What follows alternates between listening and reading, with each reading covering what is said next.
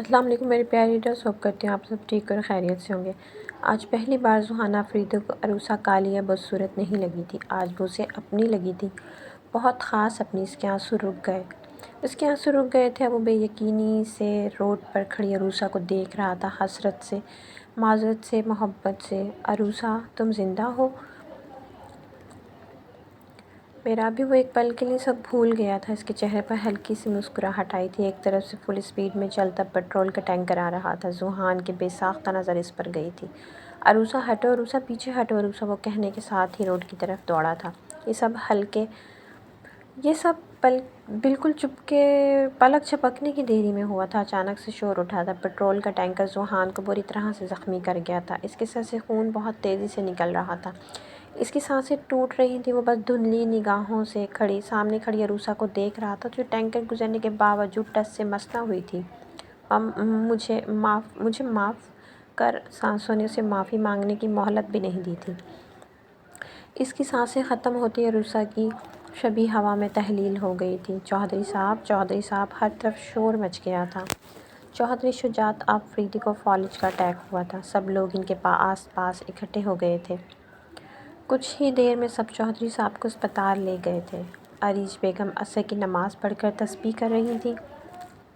ان کا دل ابھی بھی بے چین تھا۔ ملازمہ ان کے کمرے کا دروازہ بجا کر اندر آئی تھی۔ اس کے ہاتھ میں عریش بیگم کی دوائیاں تھیں۔ بڑی بیوی، یہ دوائیاں کھا لیں۔ وہ سر ہلا کر دوائی رکھنے کا اشارہ کرتی، پھر اپنی عبادت میں مشغول ہو جاتی۔ وہ جائے نماز کے پاس پڑے چھوٹے ٹیبل کی ایک سائڈ پر دودھ کا گلاس اور دوائی رکھ دیتی۔ اس چھوٹے ٹیبل پر سپارے اور یاسین پڑی ہوئی تھی۔ ملازم اب کھڑی ہو کر اپنے ہاتھ مسل رہی تھی۔ آیا کہ وہ چودھری صاحب کا بتائے یا نہیں، عریش بیگم تسبیح مکمل کرتی اب دعا کے لیے ہاتھ اٹھا چکی تھیں۔ اللہ پاک، میری بچی کی حفاظت کرنا، میں نے اسے آپ کے امان میں دیا۔ یہ دعا انہوں نے لب ہلائے بغیر کی تھی۔ اب وہ دعا مکمل کر کے منہ پر ہاتھ پھیر رہی تھیں۔ ملازمہ ابھی بھی ویسے ہی کھڑی تھی۔ وہ اس کی بے چینی کو بھانپ گئی تھی۔ صوب اس کی طرف رخ کر کے کھڑی ہو جاتی۔ کیا ہوا سائمہ؟ کچھ کہنا چاہتی ہو؟ سب ٹھیک تو ہے؟ وہ فل اسپیڈ میں گاڑی ڈرائیو کر رہا تھا۔ کشادہ ماتھے پہ پسینے کے قطرے نمایاں تھے۔ وہ لب بھیجے خود پر ضبط کر رہا تھا۔ وہ جبران بھائی جیسا ہی لڑکا ڈیزرو کرتی ہے، وہ بہت نرم دل انسان ہے۔ تم ہوش میں ہو؟ کیا کہہ رہے ہو؟ تم کیسے ایسا کر سکتے ہو؟ چودھری صاحب کے کچھ دیر پہلے کے بولے گئے الفاظ اس کے کانوں میں گونجے تھے۔ وہ دائیں بائیں دیکھ کر گاڑی کچے راستے پر اتار لیتا۔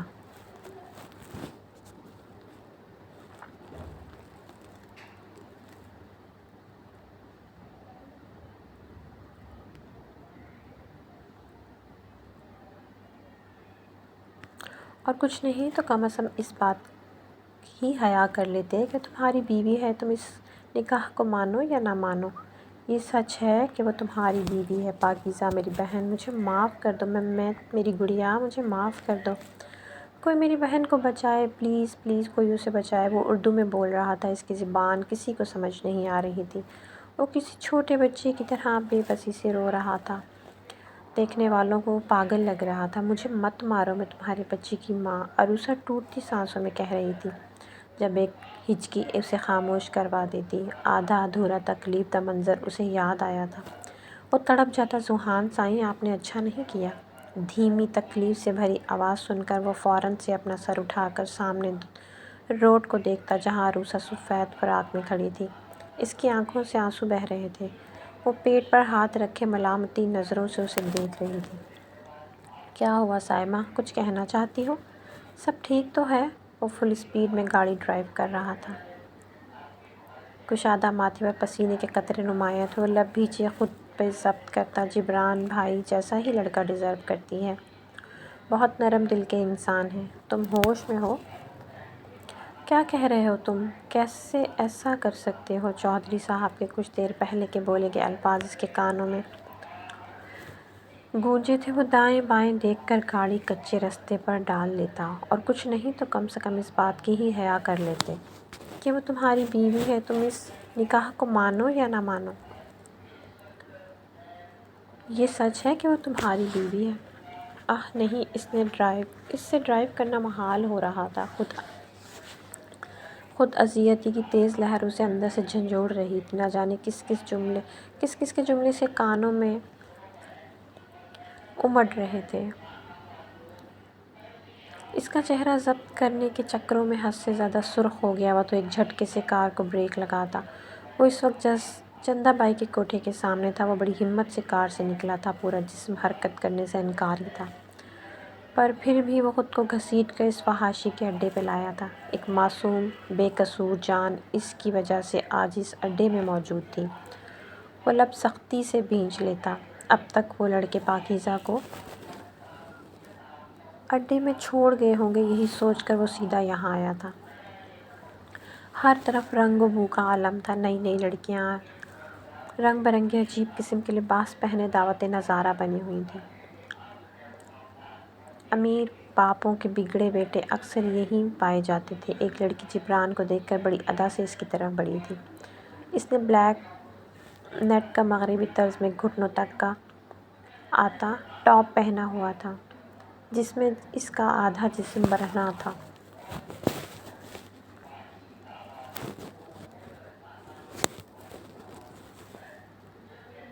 مجھے دیکھو، اپنی تلاش بھول جاؤ گے پرنس چارمنگ، وہ لڑکی جبران کے سامنے آ کر کہتی، جس پر جبران بے دہانی میں اس کی طرف دیکھتا۔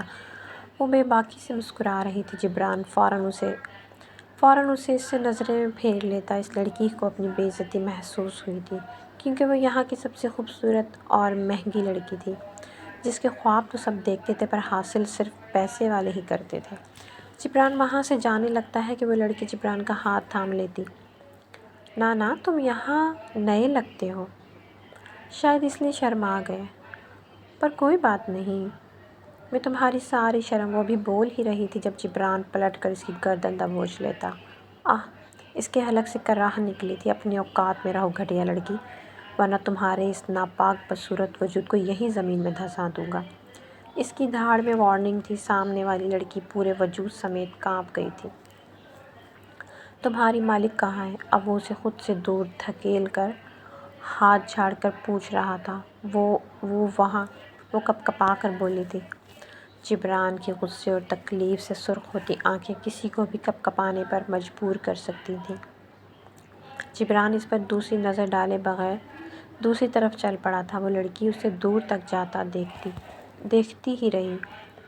کیا ہوا راحت، سب ٹھیک تو ہے؟ راحت کی حونکو جیسی شکل دیکھ کر اس کی دوست اس کے پاس آئی تھی۔ سلمیٰ، میں یہاں کی سب سے خوبصورت لڑکی ہوں۔ ہاں، کیوں؟ تمہیں کوئی شک ہے؟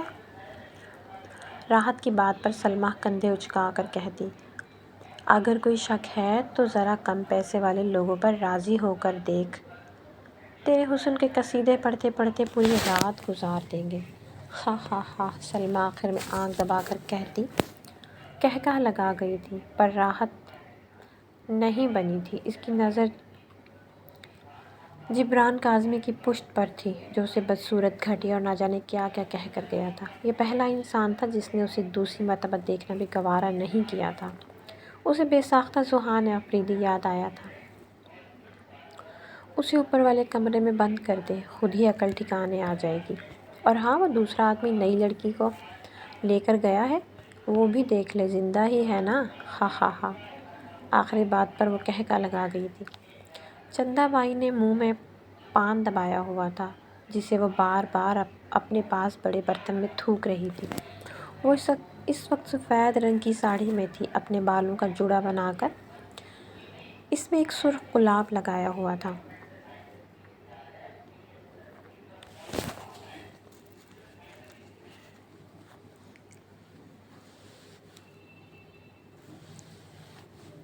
جبران اندر داخل ہوتا تو پان کی بدبو کا بھبوکا اس کے ناک سے ٹکراتا۔ وہ دایاں ہاتھ ہوا میں لہرا کر بدبو کا اثر زائل کر غصے سے اس کے ماتھے اور گردن کی شریانیں پھول جاتی۔ چندہ بائی آہٹ پر آنے والے کو دیکھتی، آئیے چودھری صاحب۔ چندہ بائی ایک نظر میں ہی چودھری جبران کاظمی کو پہچان گئی تھی۔ اس کا لمبا مضبوط وجود، رعب و دبدبا اور چہرے کے مغرور نقوش اس کے بن بتائے ہی اس کا تعارف کروا رہے تھے۔ وہ اپنی جگہ سے اچھل کر کھڑی ہو گئی تھی۔ جبران پہلے اس عورت کو، پھر اس کے ساتھ کھڑے دونوں آدمیوں کو دیکھتا۔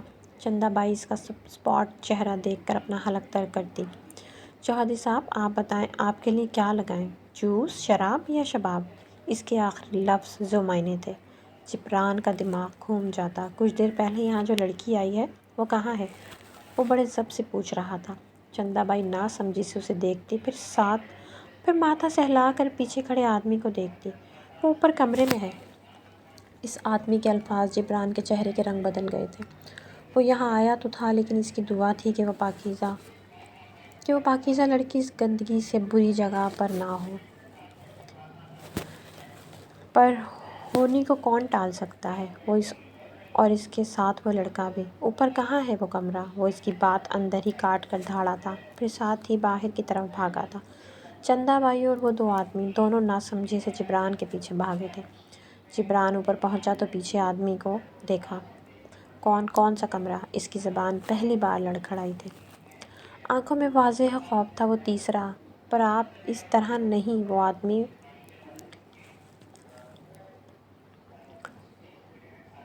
ہانپتا ہوا بولا تھا کہ ایک بار پھر جبران اس کی بات اگنور کرتا تیسرے کمرے کی طرف بھاگا تھا۔ اس سے پہلے وہ دروازہ توڑتا اندر سے دروازہ کھول کر ایک لڑکا باہر آیا تھا۔ اس کے چہرے پر سرشاری کی چمک تھی، لیکن وہ جبران کو دیکھ کر حیران ہوا تھا۔ جبران دوسرے ہی پل اس کا کالر تھام کر زوردار پنچ اس کی ناک پر مارتا۔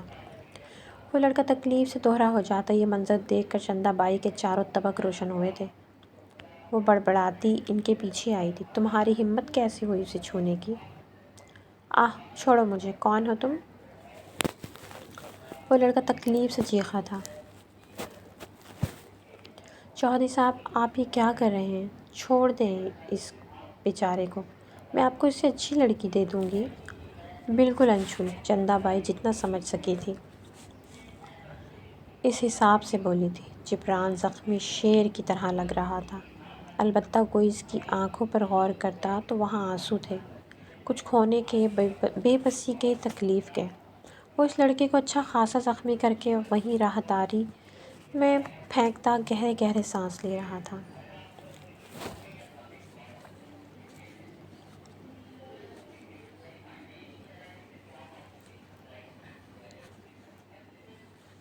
آس پاس سے سب لوگ کمروں سے باہر آ گئے تھے۔ اب جبران کی ہمت نہیں ہو رہی تھی کمرے میں داخل ہونے کی۔ مضبوط جسم اشعال سے کپ کپا رہا تھا۔ دل زور زور سے دھڑک رہا تھا جیسے ابھی پھٹ جائے گا۔ کاش اندر موجود لڑکی پاکیزہ نہ ہو۔ اس کا دل یہی صدا دے رہا تھا، اللہ مجھے معاف کر، مجھ پر رحم کر۔ اس کے لب پہلی بار سسکے تھے۔ وہ سرخ چہرے سمیت آنکھیں میچ کر دوبارہ کھولتا، جیسے خود میں ہمت پیدا کر رہا ہو۔ اس نے دایاں ہاتھ دروازے پہ رکھا تھا۔ چرر کی آواز سے دروازہ کھلا تھا۔ دھک دھک دھک، اس کا دل سینے سے باہر آنے کو مچل اٹھا تھا۔ مردہ قدموں کے ساتھ وہ اندر داخل ہوا تھا۔ وہ سامنے ہی تھی، کھلے بال، بکھرا سراپا، لٹھے کی طرح سفید پڑتا چہرہ۔ بے ساختہ ہی جبران کے لب نیم وا ہوئے تھے۔ بائیں آنکھ سے ایک آنسو ٹوٹ کر گرا تھا۔ زندگی کسی کے لیے نہیں رکتی، اس کے لیے بھی نہیں رکی تھی۔ چاروں میں سے ایک لڑکا آگے بڑھ کر پاکیزہ کو اٹھانے لگتا کہ اچانک پولیس سائرن کی آواز ان کے کانوں سے ٹکراتی۔ وہ چاروں ہڑبڑا کر ایک دوسرے کو دیکھتے۔ یہ پولیس کو کس نے بلایا ہے؟ وہ سب حیران تھے، کہیں جبران نے ہمارے ساتھ کوئی کھیل تو نہیں کھیلا؟ پہلا لڑکا سر تھام کر بیٹھ جاتا۔ کیا مطلب؟ چوتھا لڑکا ابھی بھی حیران تھا۔ یہ لڑکی نہ جانے کون ہے، اگر اس کے معاملے میں ہم پھنس گئے تو ہمیں کوئی نہیں بچا سکے گا۔ سائرن کی آوازیں تیز ہو گئی تھیں، ہمیں جبران کو فون کرنا چاہیے۔ دوسرا لڑکا بوکھلا کر فون اٹھاتا۔ تم پاگل ہو، اتنا ٹائم نہیں ہے ہمارے پاس۔ پہلا لڑکا دھیمی آواز میں غررایا تھا۔ بحث میں وقت ضائع کرنے سے بہتر ہے ہم پچھلے دروازے سے باہر نکل جائیں۔ تیسرا لڑکا سب کو جھنجھوڑ کر ہوش دلاتا چیخا تھا۔ سب ہوش میں آئے، اب پچھلے دروازے کی طرف بھاگے تھے۔ پیچھے پورا کمرہ ایک بار پھر خالی ہو گیا تھا۔ جہازی سائڈ بیڈ پر پاکیزہ اپنی آبرو، اپنی پاکیزگی، اپنی معصومیت سمیت بے ہوش پڑی تھی۔ بھاری بوٹوں کی آواز قریب آ رہی تھی۔ دم سے دروازہ کھلا تھا۔ چودھری رحمان کاظمی اندر کی طرف بھاگے تھے۔ پیچھے پولیس کے 2 ممبران بھی اندر داخل ہوئے تھے۔ پاکیزہ کو صحیح سلامت دیکھ کر ان کے سینے سے تشکر کا سانس خارج ہوا تھا۔ وہ وہیں سامنے پڑے صوفے پر ڈھہ جاتے۔ ان کی آنکھیں نم تھیں، سکون کی ایک لہر ان کے اندر تک اتری تھی۔ اللہ تیرا شکر ہے، بے شک تیرے سوا کوئی عزتوں کا محافظ نہیں، تیرے سوا کوئی عبادت کے لائق نہیں۔ وہ بآواز بلند بولے تھے۔ سب پولیس والے آس پاس تلاشی لے رہے تھے۔ سر یہاں کوئی نہیں ہے۔ سر شاید وہ لوگ پچھلے دروازے سے بھاگ گئے ہیں، پولیس کے سپاہی اندر داخل ہوتے ہوئے بولے تھے۔ اے ایس پی راشد اسباب میں سر ہلاتے کو ان کا پتہ چل ہی جائے گا۔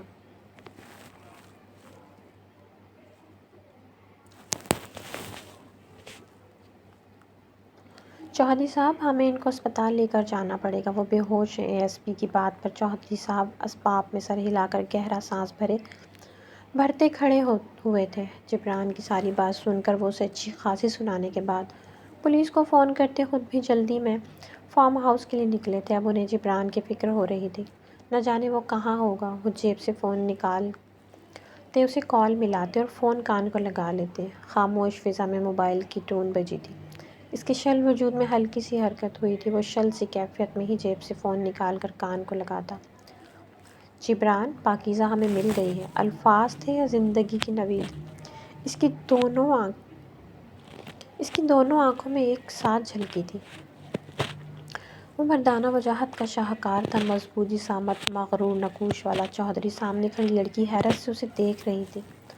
وہ کوئی اور تھی، نہ جانے کون تھی۔ جبران کی آنکھیں اب جگمگا رہی تھیں۔ پہلے اس کی آنکھیں پتھرا گئی تھیں، بلکہ وہ خود پتھرا گیا تھا۔ اسے رب کے اس کرم پر یقین نہیں آ رہا تھا، لیکن اب چودھری صاحب کی کال پر وہ ہوش میں آیا تھا۔ وہ الٹے قدم باہر نکل آیا تھا۔ سب اس کا یہ روپ بھی حیرت سے دیکھ رہے تھے۔ کچھ دیر پہلے وہ بپھرا شیر بنا ہوا تھا، جیسے وہ ہر شے تباہ کر دے گا، پر اب وہ بالکل خاموش تھا۔ وہ جس کے پاس سے بھی گزر رہا تھا، وہ پلٹ کر اسے جاتا دیکھ رہا تھا۔ اچانک وہ سیڑھیوں کے دہانے پر رکا تھا۔ اس نے اپنے جھکا سر اٹھایا تھا، چہرہ آنسوؤں سے بھیگا ہوا تھا۔ وہ سرخ آنکھوں سے آسمان کو دیکھا۔ بے شک عزت و ذلت اس خدا ہی کے اختیار میں ہے۔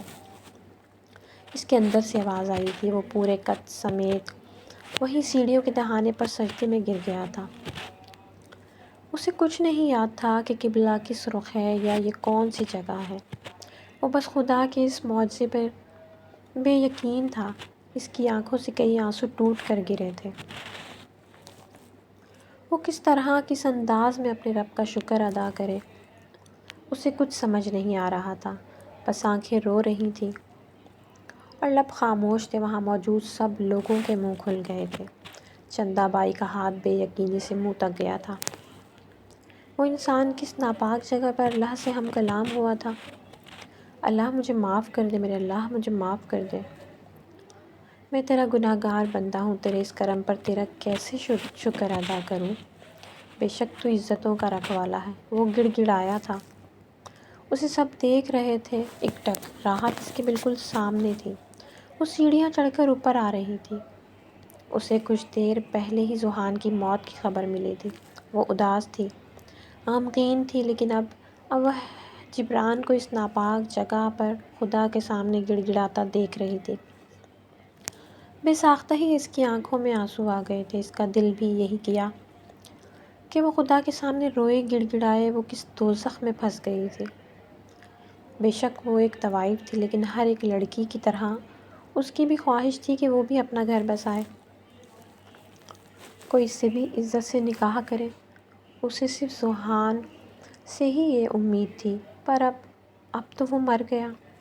تو میرے پیارے ریڈرز، ہوپ کرتی ہوں آپ کو کہانی اچھی لگی ہوگی۔ اگر کہانی اچھی لگے تو کمنٹ باکس میں اپنی قیمتی رائے کا اظہار ضرور کیجیے گا۔ ملتے ہیں نیکسٹ ویڈیو کے ساتھ، تب تک کے لیے اللہ حافظ۔